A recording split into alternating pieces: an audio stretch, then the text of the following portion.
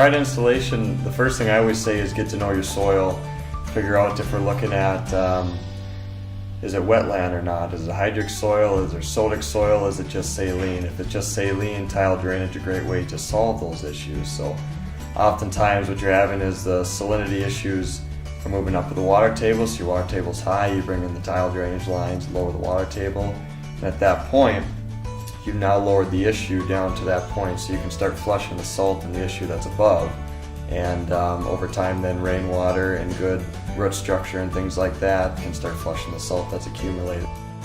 Step one, of course, is putting the tile in, like you said. So tile's installed. Next step would be to get a healthy plant growing, which tile allows that because you now create the optimal soil environment. Each spring you have the oxygen there, you have the water there because the tile lines move the water table and the excess water out. And so after the healthy plant starts growing, now you look at start leaving the residue.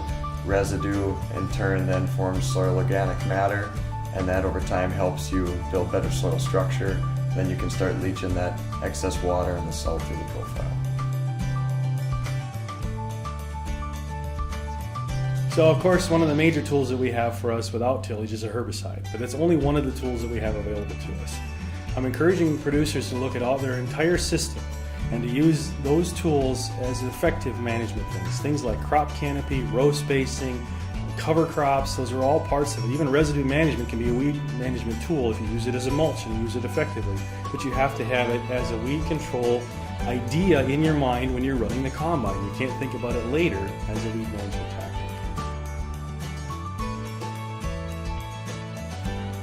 One of the things with strip till is that you're going to have two different sets of places. You're going to have some high residue areas and you have some low residue areas. So you're going to have a difference in temperature, you're going to have a difference in moisture, you're going to have a difference in emergence. I think it's really beneficial for farmers to be aware of those differences and then to plan with them accordingly.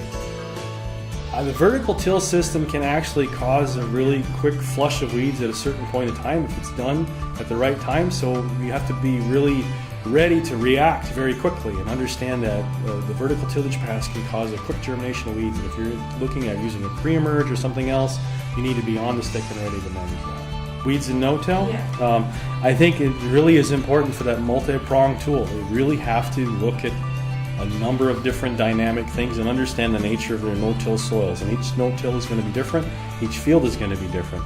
But identifying the specific weeds, and then you can match your tools to the trade, whether it would be using your residue, whether it's going to be using a cover crop, whether it's going to be using a different crop that's going to be more competitive for a period of time. Those are all parts of it. So all this information that they have, whether it be yield data, which is what we were discussing today, it contains so much more information that we can utilize. So taking that out, utilizing and asking the questions of why. Why is this area of my field better? Why is this area of my field worse? What can I do to manage it? Top tips would be asking the why. Why is this happening? What's going on? What can I do to make it better? A lot of that derives around, is my fertility matching what I'm supposed to be doing out there? Is my plant population matching what I can do out there? And really that comes asking the why and the what we need to do.